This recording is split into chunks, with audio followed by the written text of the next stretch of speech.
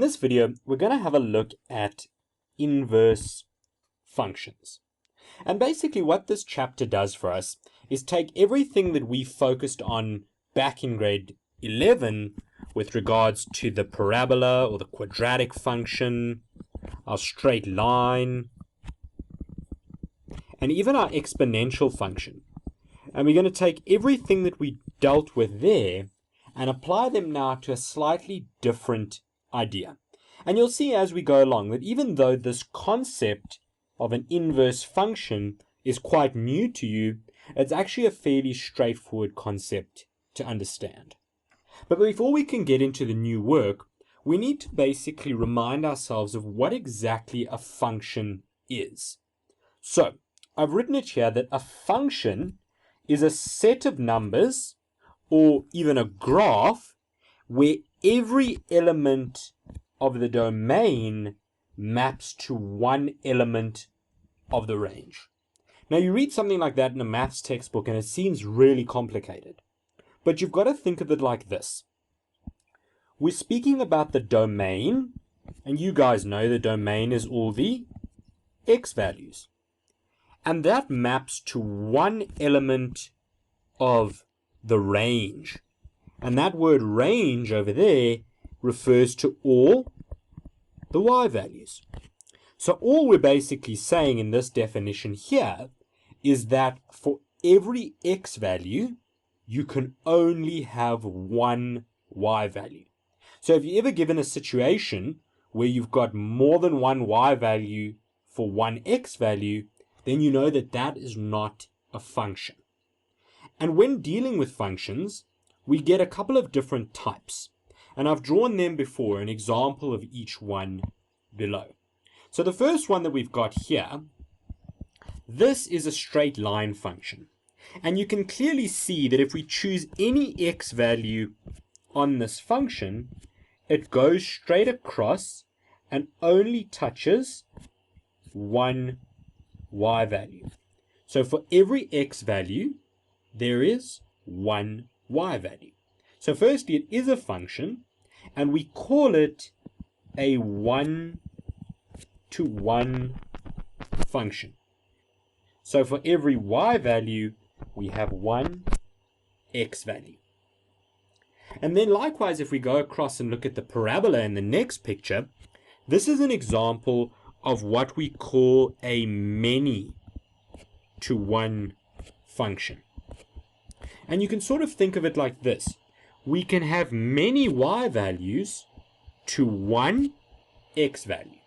So even though we still only have one x value for every y value, sometimes a y value will have more than one x value. And the way that sort of works is even when we look at this function, we can see that every single x value along the way only has one y value, but every y value, so there's where y is equal to 1, can have two x values. So where y is equal to 2, it still has two x values. And so we call that a many-to-one function. And the way you may have dealt with this back in grade 10 when you first introduced functions was to take out your ruler and do what they called the vertical line test. Now obviously this isn't a true idea of what a function means, but it's a very good indicator of whether something is or isn't a function. So you take your ruler and you put it up vertically on your page and you just run it across the function like so. And if it touches that function more than once, then you know that it's not a function. So do you see in this case, as we run our ruler across, it only ever touches the function once. So if we start there, it touches it there. If we move along, it's only touching it there. Move further, it's only touching it there. And it's exactly the same for this function here. As we run across from left to right, at every single x value, it only touches the function once. But then if we go and look at the two examples over here on this side of the page, you can clearly see that firstly, for this sort of, we can think of it as a sideways parabola, and we'll get to this in a minute because it's quite an important graph in this section. If we run across it, do you see how as I move across, I've got more than one place where that ruler is touching. And in every position, we've got one x value that's going to more than one y value. And so these examples over here are not functions. And so we have to treat them differently. And likewise, the circles that we dealt with in analytical geometry. If you move your ruler across a circle, at almost every single point there, it's touching that function more than once. And if that's the case, we know that this circle over here is in fact not a function. So now that we've got a basic idea what a one-to-one function is and what a many-to-one function is, what you need to take away is that if we start off with a one-to-one function, the inverse will also be a one-to-one function. But when we start off with a many-to-one function, the inverse will not be a function. And we have to do something mathematically so that we can force that inverse, when it's not a function, to actually become one. And we'll look at different ways of how exactly to do that. So now that we've discussed the basics, what exactly is an inverse function? Well, an inverse function goes back to our ideas about reflections. Now, you've done reflections about the x-axis, where you make y negative, and you've done reflections about the y-axis, when you make x negative. When we're dealing with inverse functions, it's a reflection, but not about the y or x-axis, but rather a reflection about the line y equals x. So this over here is a straight line function, and we go and reflect any given function over that line. So it's basically like drawing the mirror image of any given function across this line over here.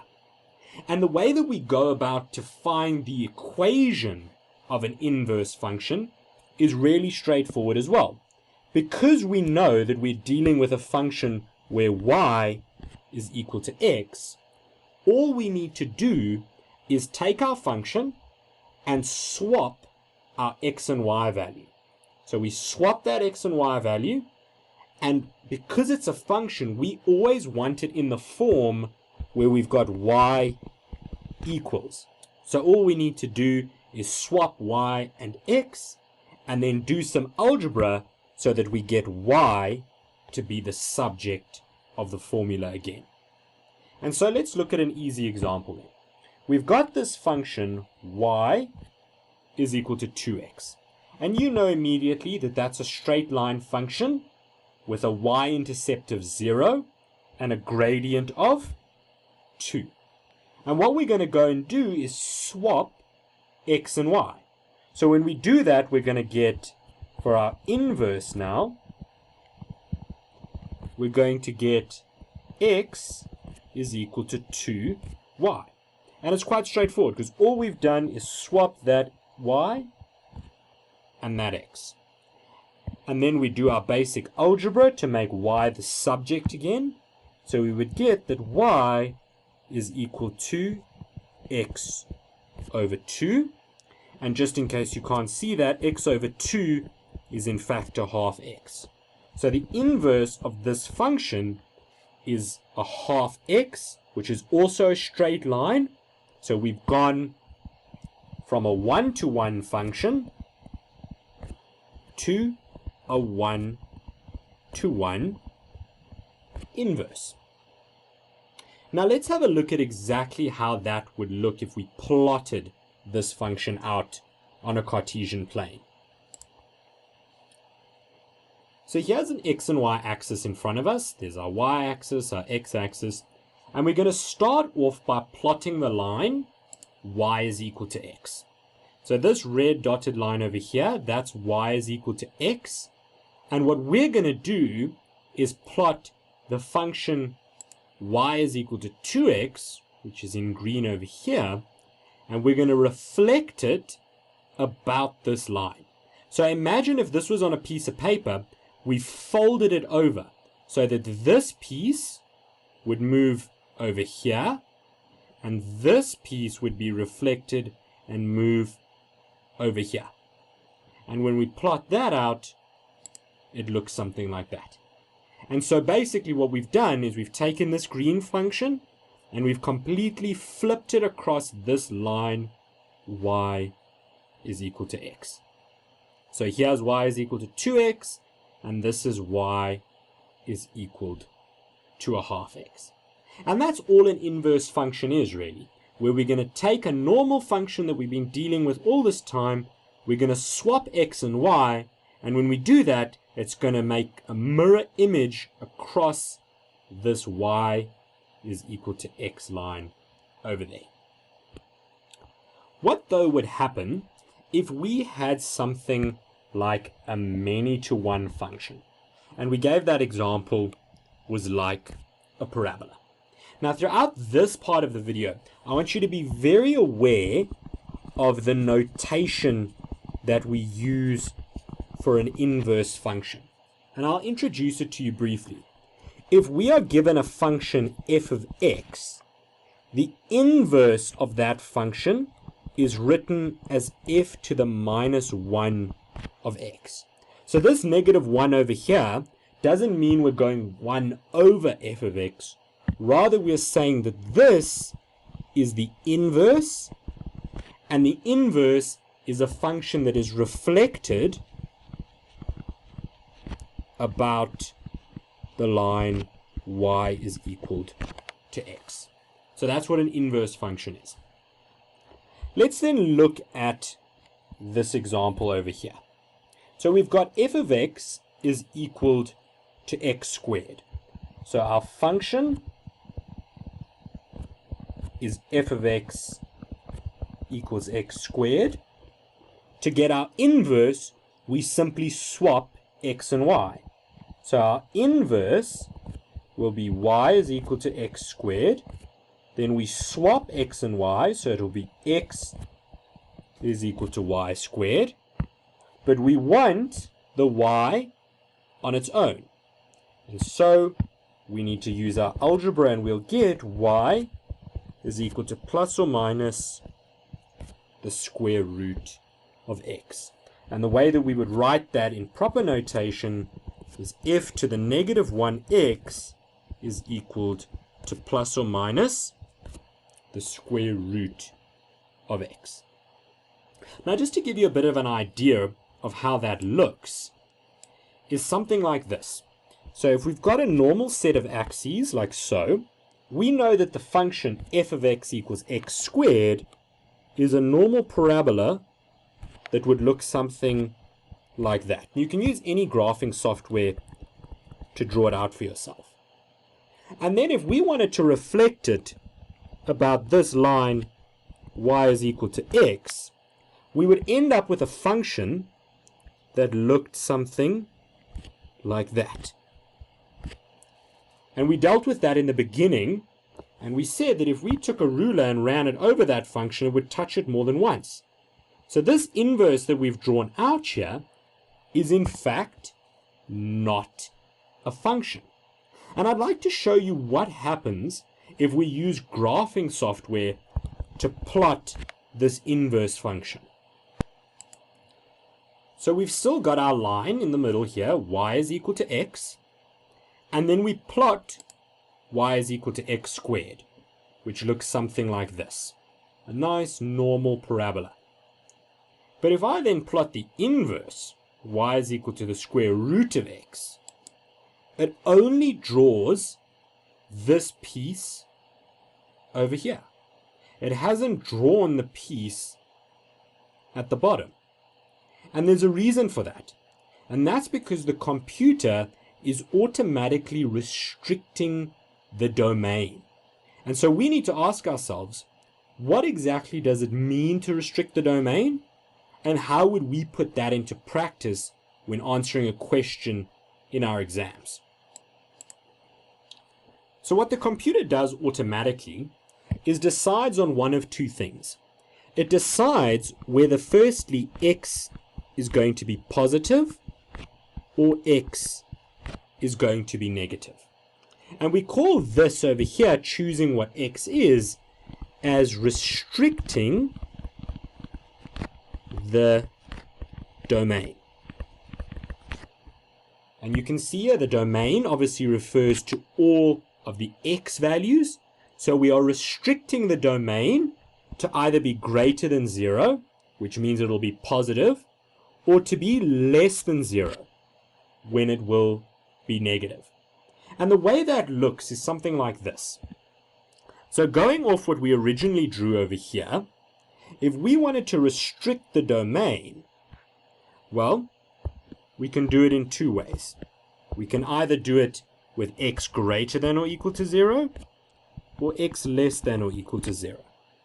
And when doing this, we go and look at our original function, which I've drawn over here and highlighted in yellow, and we ask ourselves, for which parts is x bigger than 0? So when is x positive?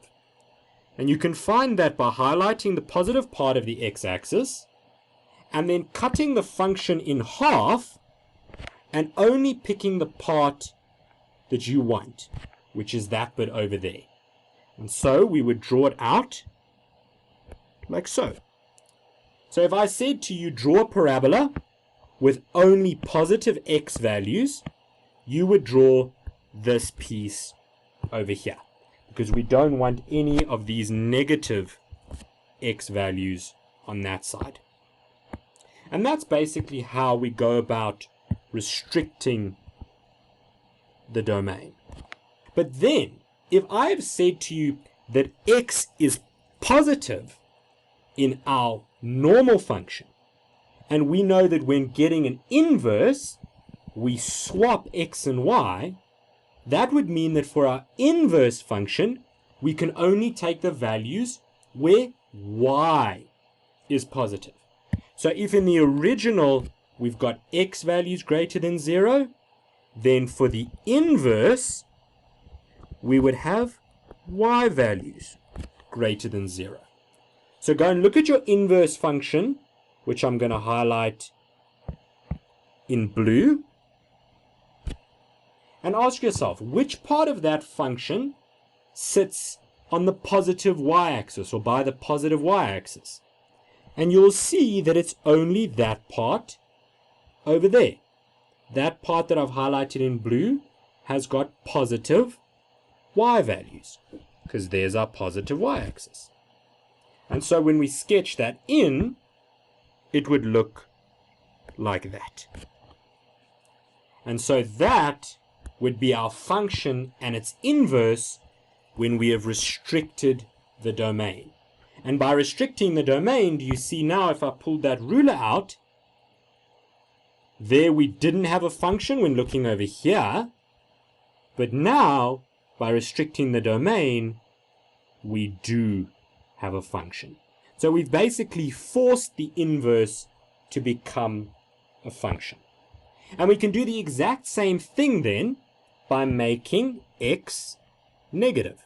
So let's go ahead then and look at making x negative. We would highlight the negative part, which is over there. And so if we only drew that negative part in, it would sit like so.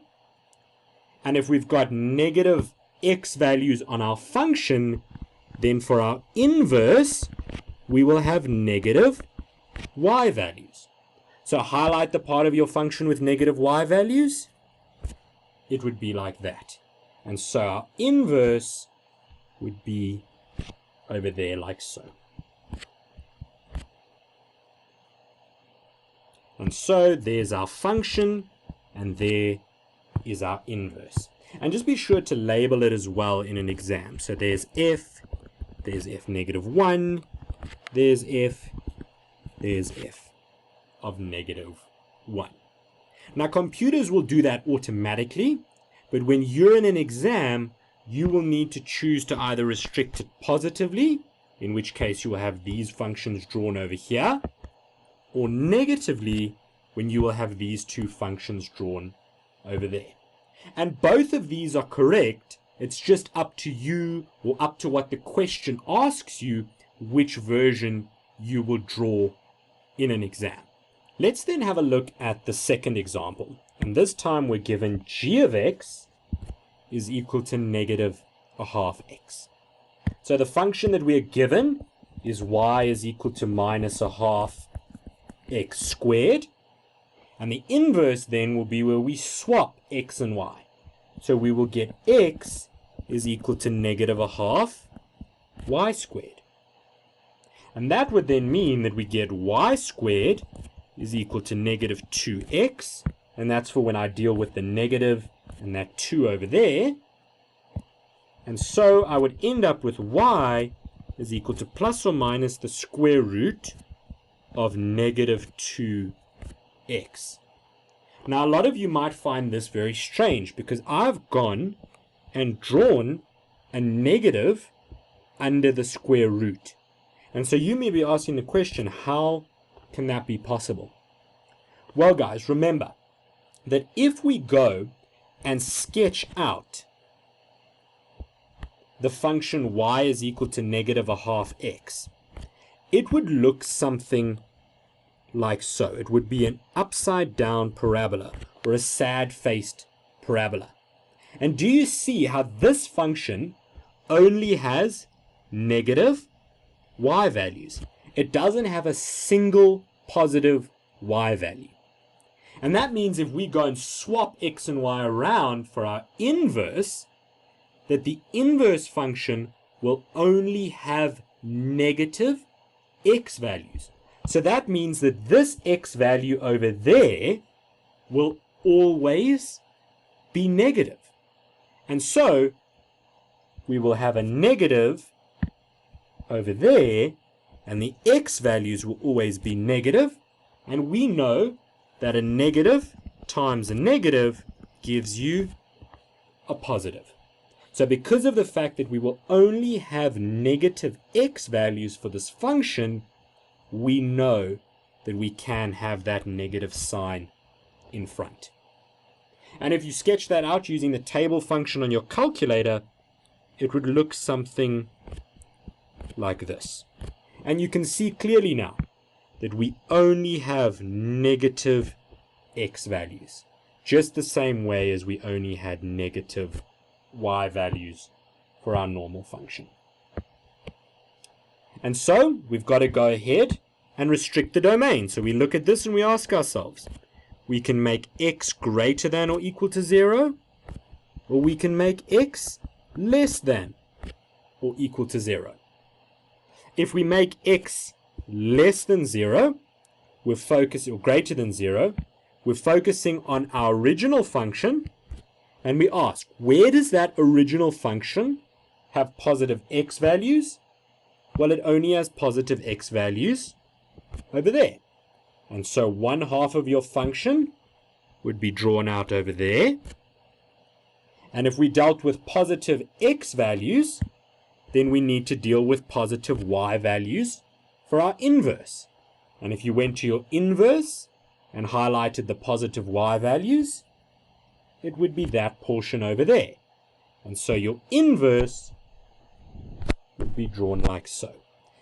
So we'd have our function g over there and g to the -1 over there. Again, showing us that this little -1 refers to the function being an inverse. And likewise, if we went and used x as negative or less than 0, then we would know that we're going to have to use y as negative for our inverse. So highlight the negative parts for x on the main function, which is over there. So we could draw that in like so. And that would mean that this portion over here are the negative y values for our inverse. And so it would look something like that, where we've got our function g in orange and our inverse in purple. And if we went to go and sketch that out on some software, it would look like this. So in front of you, you've got the function, and we'll sketch out y is equal to negative a half x squared, which looks like so.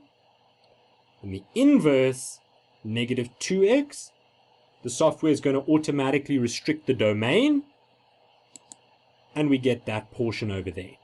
So in our case, if we restricted the domain, we would be dealing with this piece over here, which is the positive y values, which means that for the function itself, we swap x and y, and we would be dealing with only this piece over here for the positive x values.